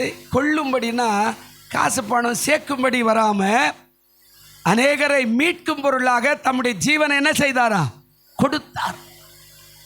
நான் இதை வாசிக்கும் போதெல்லாம் என் மனசு இன்னும் பதப்பதிக்கும்.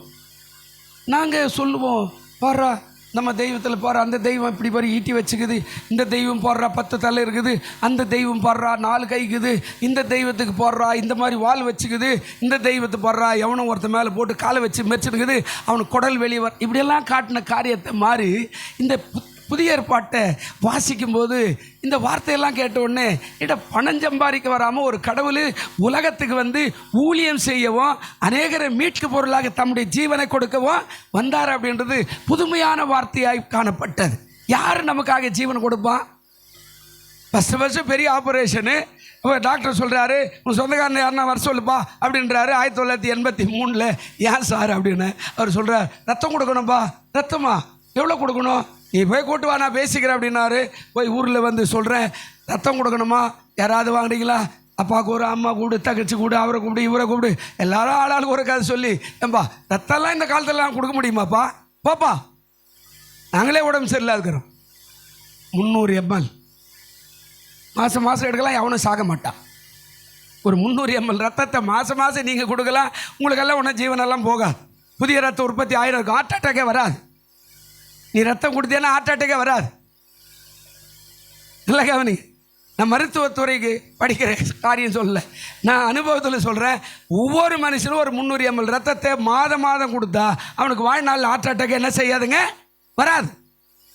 இதை போய் நான் எல்லா சொந்தக்காரர்கிட்ட சொல்கிறேன், முடியாதப்பா எனக்கு உடம்பு சரியில்லைப்பா, என்கிட்ட வந்து ரத்தங்க மாமாவுக்கு முடியலப்பா, அக்காவுக்கு முடியலப்பா. திரும்பி போய் டாக்டர்கிட்ட சொல்கிறேன், யாருமே வர மாட்டாங்க, அப்போ உனக்கு ஆப்ரேஷனில் போயிட்டு வா. என் கஷ்டத்தை பார்த்து அங்கே எனக்கு ஏசுனாரை பற்றி அறிவித்த சகோதரிகிட்ட சொல்கிறேன், என் கதை அவ்வளோதான் போலுக்குதுண்ணா, நீ பயப்படாத இருன்னு ஒரு ஆளை கூப்பிட்டு அமிச்சு போய் ஒருத்தருக்கு சொல்லி அவனை ரத்தம் கொடுக்க வர சொல்லின்னு 150 ரூபா கொடுத்து முதல் பாட்டில் ரத்தத்தை வாங்கி எனக்கு ஏற்றி அமிச்சாங்க. அல்லேலூயா. ஆண்டவர் சொல்கிறாருங்க, ஒரு மனுஷன் ஊழியம் கொள்ளும்படி வராமல் ஊழியம் செய்யும்படியாக உலகத்தில் வந்தாரே, அதை படித்த உடனே அப்படி இருதயம் வெடிச்சிடுச்சியா.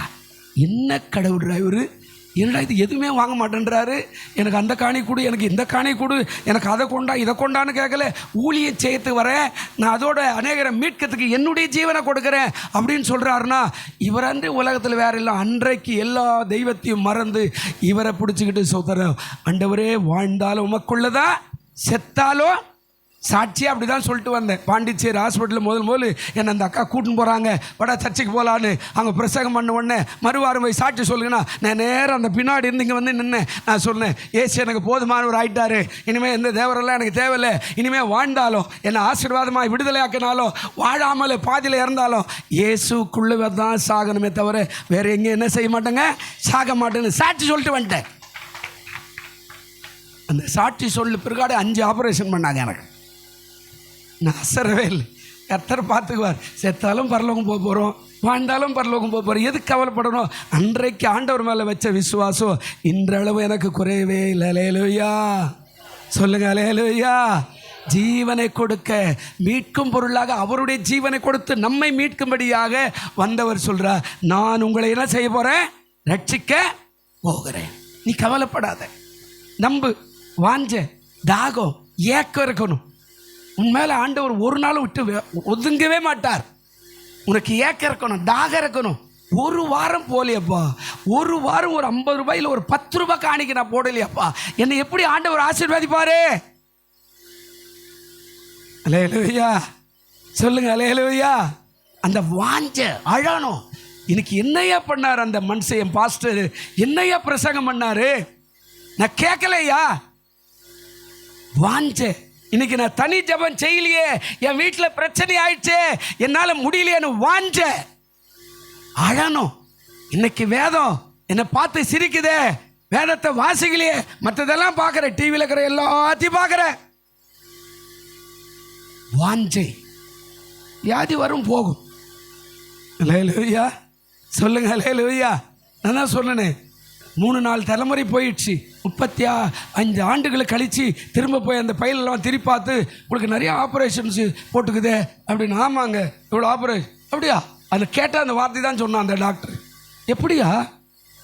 இப்போவும் இருதயம் நல்லா தாங்குது, எந்த விதமான காரியமும் இல்லையே, நல்லா இருக்கிறியே. வாஞ்ச உன் ஆண்டவர் ரட்சிக்க வல்லவராக இருக்கிறார். அல்லேலூயா. 7 வார்த்தை சொல்கிறேன் பாருங்க. முதலாவது எப்படியெல்லாம் ஆண்டவர் மீட்கிறாரா, எப்படியெல்லாம் ரட்சிக்கிறாரா பாருங்க. முதலாவது பழைய ஏற்பாட்டுக்கு போவோம். ஏசாயா 44:22 வேகமாக போடுப்பா. ஏசாயா 44:22 என்ன சொல்றாரு பாருங்க.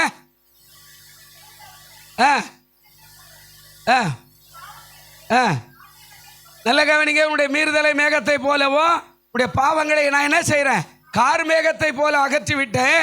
என்னிடத்தில் திரும்பி உன்னை நான் என்ன செய்கிறேன், திரும்பினா மீட்பு வரும். என்னைக்கு நம்ம முரட்டாட்டமாகவே இருக்கிறோமோ மீட்பு வரவே வராது. சில பேர் நல்லா கஷ்டப்படும் போது சபைக்கு வருவாங்க. கஷ்டம் முடிஞ்சு உடனே சோத்திரம் நிற்கவே நேரம் இல்லை பாஸ், மூச்சு விடவே நேரம் இல்லை பாஸ், தூங்கவே நேரம் இல்லை பாஸ், படுக்கவே நேரம் இல்லை, இந்த கதையெல்லாம் சொல்லுவாங்க. இல்லை, அது சொல்கிறார், என்னிடத்தில் திரும்பியா, உன்னை நான் இப்போவும் என்ன செய்கிறேன், மீட்டுக்கொள்ள ஆயத்தமாய் இருக்கிறேன். யோபு அழகா சொல்றார். யோபு 22:23 வாசிங்க, அதுக்கு துணை வசனம் சொல்றேன். யோபு 22:23. தம்பி வேகமா சீக்கிரம் சொல்லு, போடுங்க. என்ன சொல்றாரு பாருங்க. யோபு 22:23. நீர் சர்வ வல்லவரிடத்தில் மனம் திரும்பினால் திரும்ப என்ன செய்யப்படுவேன். நல்ல கவனிங்க. எப்பெல்லாம் கஷ்டம் வருதோ, எப்பெல்லாம் வேதனை வருதோ, எப்பெல்லாம் வறுமை இருக்கிறதோ, எப்பெல்லாம் வியாதியின் கூறு அதிகமாக போதோ, எப்பெல்லாம் சோதனை வர மாதிரி இருக்குதோ, நம்ம யாருன்னா வாலிபர் அவர் கேட, எப்பெல்லாம் சோதனை வருகிறதோ அப்பெல்லாம் அவர் சொல்றார், நீ சர்வ வல்லவரிடத்தில் திரும்பினால் திரும்ப என்ன செய்யப்படுவீங்க, கட்டப்படுவீங்க, உயர்த்தப்படுவீங்க. அக்கிரமத்தை உமது கூடாரத்திலிருந்து என்ன செய்ய தூரமாக்குவீர். கொஞ்சம் தள்ளு போதும். 2025 வரையில் கெட்ட வார்த்தை, தேவையற்ற வார்த்தை, ஊரு கதை, அவ ஒண்ணா இவ ஒண்ணா, அவன் ஒண்ணா இவ ஒண்ணா, அந்த கதை இதெல்லாம் வேண்டாம், தள்ளு. இயேசுவை நோக்கி பாரு, திரும்பி வா. உன்னை உயர்த்தி தாவீதுக்கு 33 வருஷம் திரும்ப எப்படி உயர்த்தினாரோ அதுபோல உன்னை உயர்த்த ஆண்டவர் வல்லவராய் இருக்கிறார். அல்லேலூயா. அவர் சொல்றார், நான் உங்களை என்ன செய்கிறேன், ரட்சிப்பேன். நான் உங்களை என்ன செய்வேன், ரட்சிப்பேன். 2வது பாருங்க. 2வது சொல்றாரு மத்தேயு 26:28. சீக்கிரம் வாசிங்க. மத்தேயு 26:28 வசனம் என்ன சொல்றாரு பாருங்க. பைபிள் வச்சுக்க, சீக்கிரமா போறட்டு. மத்தேயு 26:28 என்ன சொன்னார் பாருங்க. இது என்ன சொல்றாருங்க, பாவ மன்னிப்பு உண்டாகும்படி அநேகருக்காக சிந்தப்படுகிற புது உடன்படிக்கைக்குரிய என்னுடைய இரத்தமாயிருக்கிறது. 2வது எப்படி ரட்சிக்கிறாரா, முதல்ல மனம் திரும்பினா அவர் ரட்சிக்கிறார். 2வது புது உடன்படிக்கை, புதிய உடன்படிக்கை சொல்றார். இது பாவ மன்னிப்பு உண்டாகும்படி அநேகருக்காக சிந்தப்படுகிற புதிய உடன்படிக்கை. அப்ப பழைய உடன்படிக்கை என்ன இருக்கு, உள்ள போவோம். பழைய உடன்படிக்கை யாத்திராகமம் 24:6. சீக்கிரம் யாத்திராகமம் 24:6. பழைய உடன்படிக்கை என்ன, புதிய உடன்படிக்கை திருவிருந்து, ரத்தம், பிரெட்டு, ஜூஸு. அந்த பழைய உடன்படிக்கை என்ன சொல்றார், அப்பொழுது மோசே அந்த ரத்தத்தில் பாதி எடுத்து பாத்திரங்களில் வார்த்து பாதி ரத்தத்தை பலிபீடத்தின் மேலே தெளித்து, கிழவாசி, உடன்படிக்கையின் புஸ்தகத்தை எடுத்து ஜனங்களின் காது கேட்க வாசித்தான். அவர்கள் கர்த்தர் சொன்னபடியெல்லாம் செய்து கீழ்ப்படிந்து நடப்போம் என்றார்கள். அல்லேலூயா. பழைய ஏற்பாட்டில் ஒரு பாவம் செஞ்சுட்டா ஒரு ஆட்டைப்புடி, ஒரு மாட்டைப்புடி, ஒரு காளையப்புடி, ஒரு கண்ணுக்குட்டி புடி, ஒரு ஆட்டுக்குட்டி புடி, பலி செலுத்து, ரத்தத்தை போய் செலுத்து, அவன் தலைமையில் கொஞ்சம் தடி விடு. புதிய உடன்படிக்கை மாற்றது எப்படி, அவரே உனக்காக எனக்காக மரித்தார். அல்லேலூயா. அவரே உனக்காக எனக்கு என்ன செய்தாருங்க, மரித்தார். நீ ஒன்றும் பண்ண போறதில்ல. புதிய உடன்படிக்கை நான் பண்ணுறேன், அது பழைய உடன்படிக்கை அதை தள்ளுறேன், இப்போ புதிய உடன்படிக்கை நான் உங்ககிட்ட கொடுக்குறேன், பிடிச்சிக்க. என்ன இந்த புதிய உடன்படிக்கை என்ன சொல்கிறாரு, இது பாவ மன்னிப்பு உண்டாகும்படி அநேகருக்காக சிந்தப்படுகிற புதிய உடன்படிக்கைக்குரிய யாருடைய ரத்தம், என்னுடைய ரத்தம். இயேசு சொல்கிறார், போதையா காளையும் வேணாம் ஆட்டுக்கடாவானா எல்லாம் நான் பார்த்துக்கிறேன், நான் மரித்து உனக்காக ஆசீர்வா. அதான் ஜீவனை கொடுத்து மீட்கும் பொருளாக இயேசு உலகத்தில் வந்தார். அல்லேலூயா.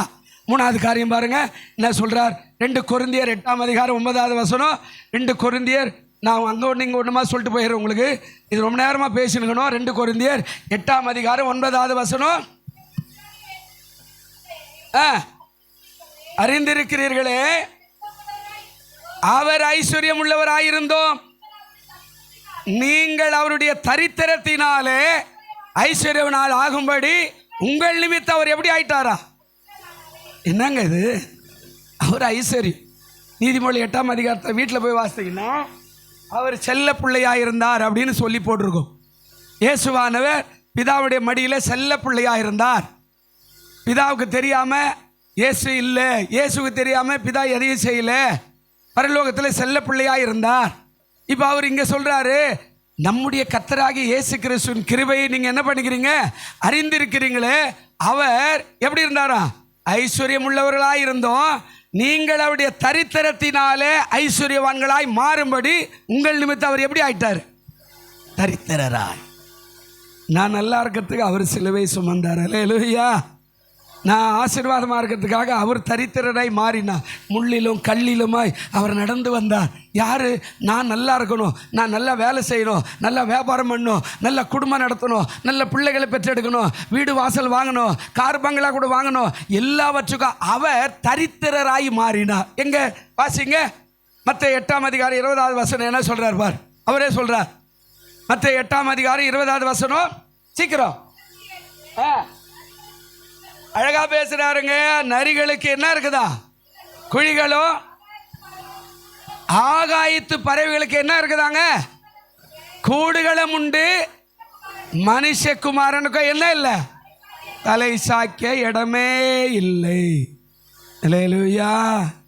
அப்போ தரித்திரராய் போயிட்டார், ஐஸ்வர்யவானா இருந்தார். வரும்போது பொண்ணு வெள்ளிமா வந்தார், எல்லாத்தையும் கொடுத்துட்டு நீ ஆசீர்வாதமாய் மாற அவர் தரித்திரரானார். ஏன்னா பிசாசு கேட்டா இல்லை, நீ எல்லாரையும் உன் பிள்ளையாக மாற்றிக்கணும், பரலோகத்துக்கு வா, பரலோகத்துக்கு வானா, சந்தோஷமாக வானா, நீ பரலோகத்துக்கு வந்துடுங்க, என்னை நம்புங்க, நீ என்னோட கூட வந்து அலுவலியா பாட்டு பாடுன்னு சொன்னால் அப்போ யாரா பாதாளத்துக்கு வர்றதுன்னு இயேசுநாதர்கிட்ட கேட்குறான் பிசாசு. அவர் சொன்னார், என் பிள்ளைகள் ஐஸ்வர்யமாய் மாறணும்னா நான் அவர்களுக்காக என்னவாயிடுறேன்? தரித்திரராய் மாறுகிறேன். அல்லேலூயா. என் பிள்ளை நீங்கள் நிறைய வெளிநாட்டுக்கு போயிருக்கிற பிள்ளைகளுடைய பெற்றோரை பாருங்கள். இந்த ஊரில் கஷ்டப்பட்டு ஏதோ ஒரு மளிகடை வச்சு, ஏதோ ஒரு காரியத்தில், ஏதோ ஒரு உழைப்பு, ஏதோ ஒரு கடன் வாங்கி, ஏதோ ஒரு லோன் வாங்கி இந்த பிள்ளைகளை படிக்க வச்சு எல்லாம் வெளிநாட்டுக்கு அனுப்பியிருப்போம். ஆனால் அந்த பிள்ளைகள் நம்ம நினைக்குதான்னு நினைக்கலன்னு யாருக்கும் தெரியாது. ஆனால் நாம் அந்த பிள்ளைக்காக பட்ட பாடு. இயேசு அதை தான் செய்தார். பரலோகத்திலேருந்து இறங்கி வந்து என் பிள்ளைகள் நல்லா இருக்கணும்னு தரித்திரராய் பிச்சைக்காரனை போட்டார். அந்த வார்த்தையை சொல்கிறார். அதாவது நரிகளுக்கு குழிகள் இருக்குதா, ஆகாயத்து பறவைகளுக்கு கூடுகள் இருக்குதா, மனுஷகுமாரன் தலை சாக்கி படுப்பதற்கு ஒரு இடம் கூட இல்லை. தரித்திரரா நாம் ஆசீர்வாதமாய் மாற. அல்லேலூயா. நாம் ஆசீர்வாதமாய் மாற அவர் எப்படி ஆயிட்டாருங்க? தரித்திர. அதனால தான் சொன்னார், நான் உங்களை ரட்சிப்பேன். நான் உங்களை என்ன செய்வேன்? எப்படி? என் ஜீவனை கொடுத்து உன்னை ரட்சிப்பேன். பிரியமானவர்களே, இதெல்லாம் ரொம்ப ஆச்சரியமாக இருக்குது. இதை நீங்கள் வாசித்தீங்கன்னா உங்களால் வேதத்தை கீழே வைக்க முடியாது. என்ன அப்பா இந்த ஆண்டவர் என்னெல்லாம் பண்ணியிருக்கிறார். சரி, 4வது போவோம். 4வது 1 தீமோத்தேயு 2ஆம் அதிகாரம் 6வது வசனம் பாருங்க. 1 தீமோத்தேயு 2ஆம் அதிகாரம் 6வது வசனம் என்ன சொல்றார் பாருங்க. எல்லாரையும் மீட்கும் பொருளாக தம்மை ஒப்பு கொடுத்த மனுஷனாகிய கிறிஸ்து இயேசு அவரே இதற்குரிய சாட்சி ஏறற்ற காலங்களில் என்னவா இருக்குதா? இப்போ பண்ட மாற்று உபதேசம்னுவாங்கல்ல. ஒரு வீடு லீஸுக்கு போகிறீங்க, ஒரு 5 லட்சம் கொடுன்றா, ஒரு பத்திரம் போட்டு பண்டம் மாற்று பண்ணுறோம். என் லட்சத்தை அங்கே கொடுக்குறேன், அவங்ககிட்ட இருக்கிற பத்திரத்தை நான் வாங்கி வச்சுக்கிறேன். இப்போது ஆண்டவர் சொல்கிறாரு, என்ன நடக்குது அப்படின்னா தம்மை ஒப்பு கொடுக்கிறார். எப்படி ஒப்பு கொடுக்கிறார்?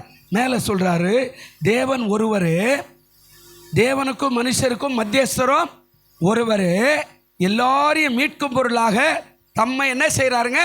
ஒப்புக்கொட. நம்ம எல்லாம் மீட்கும்படியாக ஆண்டவர் என்ன பண்ணாருங்க? ஒப்பு. யார் அப்போ போய் சேர்றது? ரத்தம் கொடுன்னு கேட்டேனே, அந்த ரத்தம் கொடுன்னு யார் கொடுக்குறது? ரத்தம் கொடுத்தா தான் ஆப்ரேஷன் அப்படின்னா யார் கொடுக்குறது? அதுக்கு ஒப்பு கொடுக்குற ஆள் யாரு? அப்போ ஆண்டவர் சொன்னார், நீ வாழ நான் உனக்காக ஒப்பு கொடுக்கிறேன். அல்லேலூயா. நாம் அதை செய்ய வேண்டியதில்லை. இப்போ ஒரு வசனம் வாசிங்க, கலாத்தியர் 1:4 வாசிங்க, பக்கத்திலே இருக்குது பாருங்க. கலாத்தியர் 1ஆம் அதிகாரம் 4வது வசனம் என்ன சொல்றார் பாருங்க. அவர் நம்மை இப்போது இருக்கிற பொல்லாத பிரபஞ்சத்தினின்று விடுவிக்கும்படி நம்முடைய பிதாவாகிய தேவனுடைய சித்தத்தின்படியே நம்முடைய பாவங்களுக்காக தம்மை தாமே என்ன பண்ணிட்டாரா? ஒரு ஆள் ஒப்பு கொடுக்கணும் இல்லை? அல்லேலூயா. ஐயா நீங்கள் சொல்லுங்கள் எல்லாரும், நீங்கள் மனைவி பிள்ளைகளோடு இருக்கிறீங்கன்னா உன் பிள்ளைகள் வாழணும், நீ என்ன பண்ணணும்யா? என்ன பண்ணும்? என்ன தியாகம்? சிம்பிளாக சொல்லிட்டு போக, நான் உழைக்கணும். அல்லேலூயா. உன் பிள்ளை நல்லா இருக்கணும்னா நீ என்ன செய்யணுங்க? சம்பாதிக்கணும். நான் பிள்ளை பெற்றுட்டேன், வாழ்ந்தா சரி, வாழ்னா சரி, படித்தா சரி, படிக்கலாம் சரி, எப்படியோ போங்க அப்படின்னா பிள்ளை சரியாகுமா? ஆண்டவர் அதான் சொல்கிறாரு, பிதாவாகிய தேவனுடைய சித்தத்தின்படியே நம்முடைய பாவங்களுக்காக தம்மை தாமே அவர் என்ன பண்ணாருங்க? ஒப்பு கொடுத்தார். அதுதான் இங்கே சொல்கிற ஆசீர்வாதம். அப்போது 4வது என்ன சொல்கிறார்? நம்மை ஆசீர்வதிக்க அவர் ஒப்பு கொடுத்தாரியா? பலியா பாட்டு கூட பாடுறீல்ல, பலியான செம்மறி பாவங்கள் எல்லாம் சுமந்து தீர்த்தவரே. சொல்லு, பலியான செம்மறி பாவங்கள் எல்லாம் சுமந்து தீர்த்தவரே. பரிசுத்த ரத்தம் எனக்காக அல்லோ, பாக்கியம் பாக்கியமே. பரிசுத்த ரத்தம் எனக்காக அல்லோ, பாக்கியம் பாக்கியமே. பரிசுத்தரே படைத்தவரே, ஆராதனை ஆராதனை. அல்லேலூயா. ஒரு பிள்ளை பெத்தெடுக்க கர்ப்பவதி எவ்வளோ வேதனைப்படுறாங்க. இப்படி படுக்காத, இப்படி படுக்காது, இதை சாப்பிடாத, அதை சாப்பிடாது.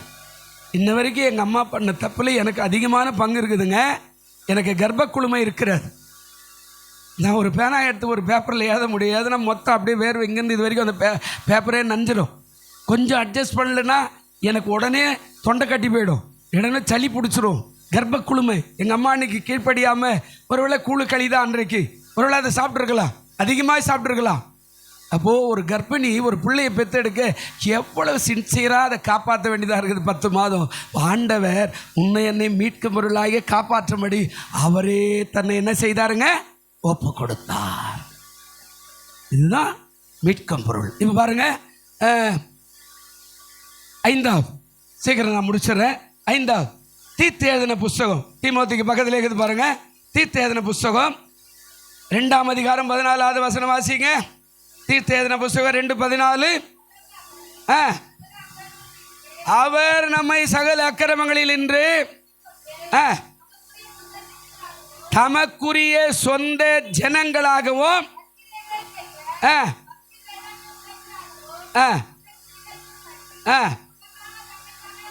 நமக்காக தம்மை தாமே அவர் என்ன செய்தாராங்க? எப்படி? அதாவது உங்களை என்ன யாரா மாத்துறாரா? சொந்த ஜனமா. நீங்களும் நான் யாருங்க? யாருக்கு? அப்பா பிதாவே அப்படின்னு கூப்பிடுறேன்னா எப்படிங்க?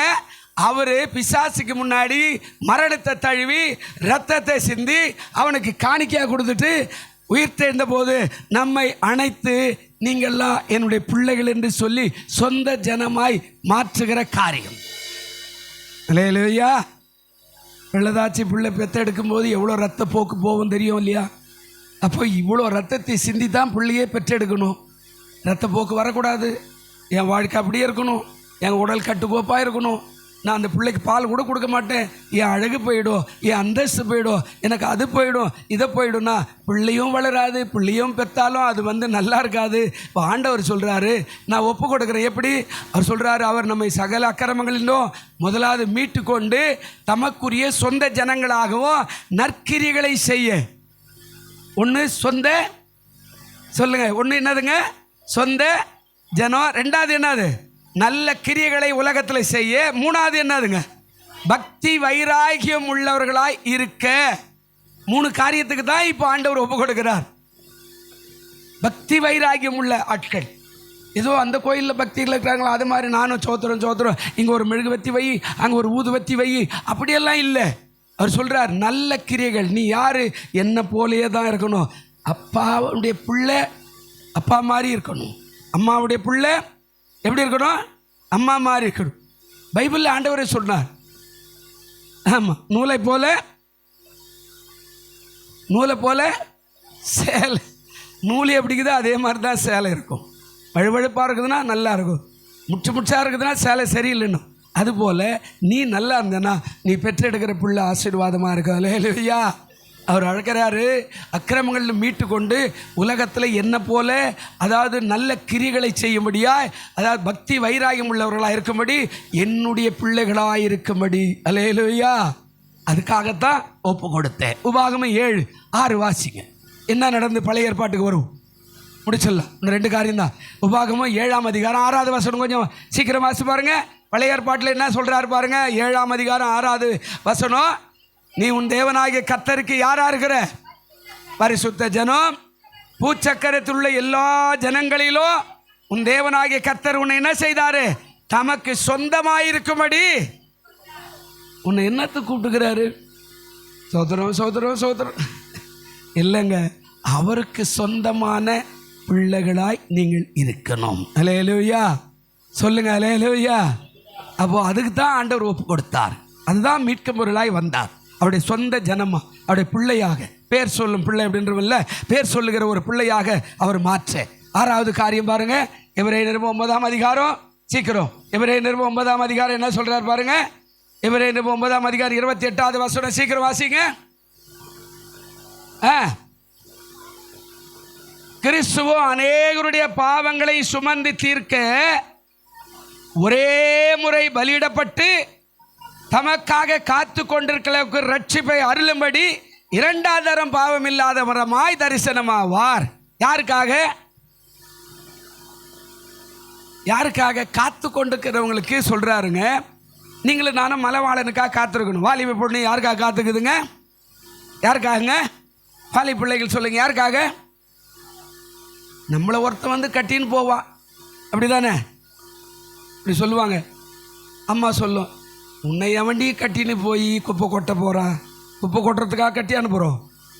பழமொழியெல்லாம் சொல்லு, உன்னை எவண்டியை கட்டின்னு போய் குப்பை கொட்ட போகிற, நீ எந்த வீட்டில் போய் குப்பை கொட்ட போகிற, நீ எந்த வீட்டில் போய் நீ அதை அரைக்க போகிற. அந்த காலத்தில் அரைச்சாங்க, அம்மியில் போட்டு அரைச்சாங்க, நல்லா ஆரோக்கியமாக இருந்தாங்க. எந்திரத்தை பிடிச்சி அரைச்சாங்க, நல்லா ஆரோக்கியமாக இருந்தாங்க. ஆமாம், நெல்லை குத்துனாங்க, மேலேயும் கீழியுமா குத்துனாங்க ஆரோக்கியமாக. இப்போ அதெல்லாம் ஒன்றுமே இல்லை. சாப்பிடும்போது கூட ரிமோட்டுக்கு சண்டை போட்டு வாங்கி ரிமோட் ஆன் பண்ணி சாப்பிட்டுக்கிறோம். பலவீனம் அதிகமாக தான் இருக்குது. அல்லேலூயா. சொல்லுங்க அல்லேலூயா. நான் ஆண்டவர் சொல்கிறாரு, என்ன சொல்ல, கிறிஸ்துவ அநேகருடைய பாவங்களை சுமந்து தீர்க்கும்படி ஒரே தரம் என்ன செய்தாருங்க? பலியிட்டார். இன்னொரு முறை பலி கிடையாது. தமக்காக காத்து கொண்டிருக்கிற மணவாளனுக்காக காத்து கொண்டிருக்கிறவளுக்கு ரட்சிப்பை அருளும்படி 2வது அறை எப்படி வர போறாரா? பாவம் இல்லாமல் எக்காலதுனியோடு வர போறார். அல்லேலூயா. காத்து கொண்டிருக்கிற அந்த மகளுக்கு மணவாளன் வரப்போறார். என்ன சுமந்து வருவார் தெரியாது. ஊருக்கு கல்யாண சடங்கு ஆச்சாரம் வித்தியாசமாக இருக்கும். ஆமா, ஊருக்கு வித்தியாசமா இருக்கும். ஆனா அந்த மணவாளன் ரட்சிப்புக்காக காத்திருக்கும் போது, ஏசாயா 25:9 வாசிருங்க சீக்கிரம். கடைசி 7ஆம் காரியத்தை முடிச்சிடுறேன். ஏசாயா 25:9வது வசனம் என்ன சொன்னார் பாருங்க. பழைய ஏற்பாட்டில் சொல்றார், சீக்கிரம்.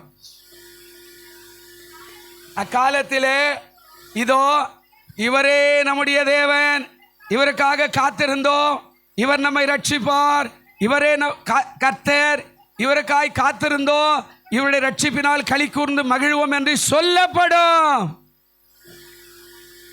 இப்பெல்லாம் நிறைய பெற்றோர் வந்து மாப்பிள்ளையெல்லாம் தேடுறதே இல்லை. ஏன்னா பொண்ணே தேடிக்குது.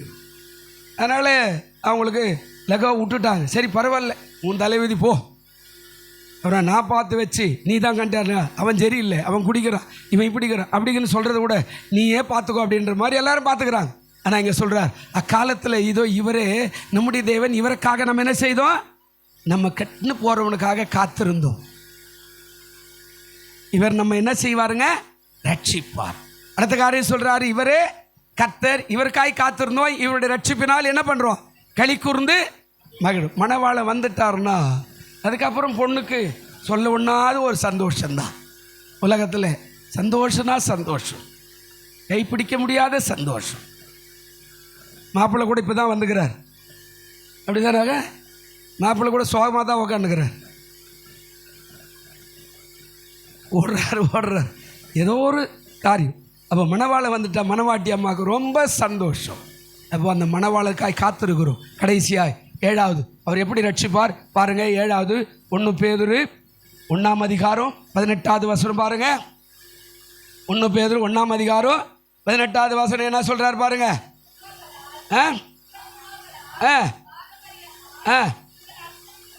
நீங்கள் அனுசரித்து வந்த வீணான நடக்கை நின்று அழிவுள்ள வஸ்துக்களாகிய வெள்ளியினாலும் பொன்னினாலும் மீட்கப்படாமல் என்ன சொல்றாருங்க? 19வது வசனம் அழகா பேசுறாரு. குற்றமில்லாத மாசற்ற ஆட்டுக்குட்டியாக கிறிஸ்துவின் விலையேற பெற்ற இரத்தத்தினாலே மீட்கப்பட்டீர்கள் என்று அறிந்திருக்கிறீர்களே. கடைசியை முடிக்கும் போது சொல்றாரு, யாரால மீட்கப்பட்டீங்க? அந்த இரத்தத்தினால தான் நீங்க என்ன செய்தீங்க? மீட்கப்பட்டீங்க. விலையேற பெற்ற இரத்தம். இன்னைக்கும் இயேசுவின் இரத்தம் கிரியை செய்கிறது. அல்லேலூயா. ஒருவேளை உலக மனுஷனுடைய ரத்தம் திருவத்தூரில் இருக்கிறவன ரத்தம் எடுத்துன்னு போய் நீ தாம்பரத்தில் இருக்கிற ஒருவனுக்கு ஏற்றினா அவன் செத்து போயிடுவான். அங்கே இருக்கிறவனுடைய ரத்தத்தை எடுத்தா இங்கே ஒருத்தனுக்கு ஏற்றினா நீ அவன் செத்து போயிடுவான். ஆனால் கிறிஸ்துவின் ரத்தம் இன்ற வரைக்கும் சாபம் இல்லாமல் பாவம் இல்லாமல் பரிசுத்தமாய் எல்லாரையும் சுத்திகரிக்கிற ரத்தமாய் இன்றளவும் அது ஜீவனுள்ள ரத்தமாய் இருக்கிறது. அல்லேலூயா. அவர் சொல்றாரு, ஆட்டுக்குட்டியா கிறிஸ்துவின் விலையேற பெற்ற ரத்தத்தினால மீட்கப்பட்டீர்கள். அதனால தான் கிறிஸ்துவங்களுக்கு அடிக்கடிக்கு சொல்லுவாங்க, நீங்கள்லாம் ரத்தத்தை எல்லாம் கறி மீன் வாங்கும்போது ஆடு மாடு வாங்கும்போது ரத்தத்தை எல்லாம் என்ன செய்யக்கூடாதுங்க? சாப்பிடக்கூடாது. அது கீழே ஊற்றிருங்கன்னு பழைய ஏற்பாட்டிலே சொல்லிட்டார். அதில் ஜீவன் இருக்குது, உயிர் இருக்கிறது. அதை நீ சாப்பிட்டே நீ கொலைக்காரன் ஆகிடுவே. அல்லேலூயா. எந்த ஆட்டு ரத்தம் மாட்டு ரத்தமோ நீ சாப்பிடக்கூடாது. அது சாப்பிட்டேன்னா நீ கொலைக்காரன் ஆகிடுவே. ஒரு ஜீவனை அடித்து புசித்துட்ட அப்படின்ற காரியம். அதனால ரத்தத்தை சாப்பிடக்கூடாது. ஆண்டவர் அன்னைக்கு போட்ட கட்டளை இன்ன வரைக்கும் இருக்குது. அல்லேலூயா. அப்போது விலையேற பெற்ற ரத்தத்தினால நீங்கள் என்ன பண்ணிக்கிறீங்க? மீட்கப்பட்டீங்க. அந்த ரத்தம் தான் நம்மை சுத்திகரிக்கிறது, இன்னைக்கு கழுவுது, நம்ம ஆசீர்வதிக்குது. வாசிங்க. இப்போது யாத்திராகமத்துக்கு வருவோம். 12வது அதிகாரம் 5 வாசிங்க. பழைய ஏற்பாட்டில் அந்த ரத்தம் என்ன பண்ணிச்சு பாருங்க. யாத்திராகமம் 12ஆம் அதிகாரம் 5வது வசனம் வாசிங்க. அந்த ஆட்டுக்குட்டி நல்லா கவனிக்கணும். இப்போது ஒரு பலி செலுத்துறேன்னா நல்லா கவனிக்கணும். ஒரு ரத்தத்தை ஏற்றுறோன்னா பல டெஸ்ட் எடுத்து தான் ஏற்றுவாங்க. ஆமாம், எனக்கு கிட்டத்தட்ட ஒரு 9-10 பாட்டில் ரத்தம் ஏற்றிக்கிறாங்க இத்தனை வருஷத்தில். நான் சொல்கிறேன், ஒவ்வொரு இதுக்கும் அந்த ரத்தத்தை எடுத்து டெஸ்ட் பண்ணி நல்லா இருக்குது, ஆல்கால் இல்லை, அது இல்லை, இது இல்லைன்னா தான் நமக்கு ஏற்றுவாங்க. அது ஏற்றினா தான் நம்ம பிழைக்க முடியும். இப்போ ஆண்டவர் சொல்கிறாரு, அந்த ஆட்டுக்குட்டி எப்படி இருக்கணுமா? பழுதற்றதோ, அதில் அது விசேஷமாக எப்படி இருக்கணுமாங்க? ஆணாக இருக்கணும். அதுக்கப்புறம் எத்தனை வயசு இருக்கணும்? 1 வயது உள்ளமாய் இருக்கணும். இப்போது இதுதான் பலி. ஆண்டவர் எப்படி தேர்ந்து வச்சுக்கிறார் பாருங்க. பழுதற்ற ஆட்டுக்குட்டி எப்படி வரும்? அது ஆணாக இருக்கணும். பெண்ணெல்லாம் பலியிட மாட்டாங்க அந்த காலத்தில். இன்றைக்கி நம்ம பெண்களெல்லாம் பைபிள் வாசிக்கிறோம். நீங்கள்லாம் பாக்கியசாலி. அல்லேலூயா. சொல்லுங்கள் பெண்கள். அல்லேலூயா. ஆட்டோவெல்லாம் அரசாங்கம் கொடுக்குது, ஆட்டோவெல்லாம் ஓட்டுறீங்க. அல்லேலூயா. நிறைய பெண்கள் நிறைய ஓட்டுறாங்க, வண்டி ஓட்டுறாங்க, ஆட்டோ ஓட்டுறாங்க. அப்புறமா நீங்கள் ஆர்டர் பண்ணுறதெல்லாம் வீட்டுக்கு கொண்டு வந்து யார் கொடுக்குறா? ஆண்களை விட யார் கொண்டாந்து கொடுக்குறா? நிறைய பெண்கள் ஆகிட்டாங்க. வண்டி எடுத்துக்கிறாங்க, காடு மூடெல்லாம் சுற்றுறாங்க. ஆமாம், அன்றைக்கி போயிருந்தேன் பாண்டிச்சேரியிலேருந்து. ரொம்ப தூரம் அது என்னது மரக்காணம், ரொம்ப தூரம். பாண்டிச்சேரியிலேருந்து கிட்டத்தட்ட 20 கிலோமீட்டர் அந்தாண்ட இந்த ஒரு பொண்ணு ஓட்டின்னு வருது. வேற கேட்குறேன், இந்த அட்ரஸ் எங்கே சார் அப்படின்னு. 6 மணிக்கு அதிகாலையில் நானும் யோசித்தேன், தைரியம்தான் எல்லா பெண்களுக்கும். நீங்கள் எப்போவுமே தைரியசாலி தான். அல்லேலூயா. கண்களாலே வீட்டுக்காரர் என்ன செய்வீங்க, அப்படியே ஒரு அதட்டு தான். அவர் அப்படியே கூணி கூறி, அப்படியா தலை, சரி வந்துடுறோம்மா. அல்லேலூயா. நீங்கள் எப்பவுமே தைரியசாலிகள். நான் உங்களை ரொம்ப மதிப்பேன். ஏன் தெரியுமா, பெண்கள் தான் உலகத்திலே தைரியசாலி எல்லாத்துலேயுமே. ஆமாம், வீட்டுக்காரர்கிட்ட ஒரு வண்டியில் ஏறி உட்காரும்போது பாருங்கள், அந்த அம்மா ஒரு பிள்ளையை சுமந்துருக்கும், ஒரு பேக் ஒன்று மாட்டிருக்கு, இவர் தான் இப்படின்னு வாரு. அந்த அம்மா ஒரு பிள்ளையும் சுமந்துருக்கும், மேலே உட்காந்து இருக்கும், அது அப்படியே கெட்டியாக வேறு பிடிச்சின்னு இருக்கும். அவர் எப்படியெல்லாம் வளைகிறாரு அப்படியெல்லாம் இந்த அம்மா வளையாமே கெட்டியாக பிடிச்சின்னு வீட்டுக்கு வந்து சேரும். நீங்கள் தான் தைரியசாலி. உண்மைதாங்க. அவர் எங்கேயோ வேலை செய்கிறாரு, நீங்கள் தான் 10 பிள்ளை பெற்று போடுற மாதிரி கூட நீங்கள் தான் தைரியசாலி. ஆனால் இப்போல்லாம் 10 பிள்ளை யாரும் என்ன செய்கிறதில்ல, ஒன்றுக்கே சோத்திரம் இதுவே போதும் அப்படின்றீங்க. 10 பிள்ளையெல்லாம் எங்கே வரப்போகுது? எங்கள் பாட்டி 9 பிள்ளை பெற்றாங்க. நாங்கள் 90 வயசில் அரை மூட்டை நெல் சுமந்துன்னு போவோம் மிஷினுக்கு. நான் கூட பார்த்துக்கிறேன். இப்போ என்னால் கூட சுமக்க முடியல. அந்த தைரியம் உங்களுக்கு தாங்க. எல்லா வேலையும் செய்கிறீங்க, எல்லாத்தையும் பார்த்துக்கிறீங்க, குடும்பத்தையே ஆட்டி படைச்சு உட்கார வச்சுருங்க. அப்படி தானேங்க? நல்ல சகோதரிகள். கர்த்தர் உங்களை ஆசீர்வதிக்கட்டும். அதே மாதிரி ஜெபம் பண்ணுங்க, அதே மாதிரி வேதம் வாசிங்க, அதே மாதிரி வீட்டுக்காருக்கு அறிவுரை சொல்லுங்க. எப்போ பார்த்தாலும் சண்டை போட்டு நீ பிசாசி நான் பிசாசி, நீ சாத்தான் இதெல்லாம் பேசாதீங்க. தேவன் அதை விரும்ப மாட்டார். ஆனால் நீங்கள் நல்ல தைரியசாலிகள். சொல்கிறார், பழுதற்றதோ ஆண் உள்ளமாய் ஒரு ஆட்டுக்குட்டியோ, அது எத்தனை வயசு இருக்கணுமா? 1 வயது. பழுதில்லாத காரியத்தை இருக்க வேண்டும். செம்மறி ஆடுகளாவது வெள்ளாடுகளாவது அது என்ன செய்யணுங்க, தெரிந்து கொண்டு எனக்காக பலி செலுத்தி அந்த இரத்தத்தை எடுத்து எனக்காக சிந்து நான் உன்னை ஆசீர்வதி. கீழே வாசிமா 6வது வசனம். இந்த வாரம் இந்த மாதம் 14ஆம் தேதி வரைக்கும் வைத்திருந்து இஸ்ரவேல் சபையில் ஒவ்வொரு கூட்டத்தாரும் சாயங்காலத்தில் அதை என்ன செய்யணும், அடித்து, அடுத்து 7வது வசனம், அதன் ரத்தத்தில் கொஞ்சம் எடுத்து எங்கே சேர்க்கணுமாங்க, தாங்கள் அதை புசிக்கும் வீட்டு வாசல்ல என்ன பண்ணணும், ஒரு ப்ளஸ் போடு. பாதுகாப்பு அதுதான். அல்லேலூயா. அந்த காலத்தில் பழைய ஏற்பாட்டில் இஸ்ரவேல் ஜனங்களை விடுதலை ஆக்கும்போது சொன்ன சட்டம், அதை அடித்து புசித்து அந்த ரத்தத்தை கீழே ஊற்றத்துக்கு முன்னாடி அதில் கொஞ்சம் தடவி அந்த நிலைக்கால்களை சொல்கிறாரு, வீட்டு வாசல் நிலைக்கால்கள் 2லும் அந்த நிலையின் மேற்சட்டத்திலும் நீ கொஞ்சம் என்ன பண்ணுங்க, தெளித்து பூசி. அல்லேலூயா. இன்னைக்கு நம்ம இருக்குதுமா, அதுதான் ரத்தம், அதுதான் உன்னை பாதுகாக்கும். அதனால தான் ஆண்டவர் சொன்னார், அவருடைய ரத்தம் சகல பாவங்களை நீக்கி நம்ம என்ன செய்யுங்க, சுத்திகரிக்கும். கர்த்தர் உங்களை ஆசீர்வதி. பரிவுது நிறைய போயின்னு இருக்கும். அப்படியே போய் 10 மணி ஆயிடுச்சு. நல்ல ஆண்டவரே, இந்த செய்தியை கேட்டுக்கொண்டிருக்கிற பார்த்து கொண்டிருக்கிற எல்லாரையும் ஆசீர்வதியும். நான் உங்களை ரட்சிப்பேன், பயப்படாதிருங்கள் என்று சொன்னவர் 3வது மாதம் அப்படியே காண உதவி செய்யும். இயேசுவின் நாமத்தில் வேண்டிக் கொள்ளுகிறோம் நல்ல பிதாவே. ஆமேன் ஆமேன். எழுந்திருப்போம்.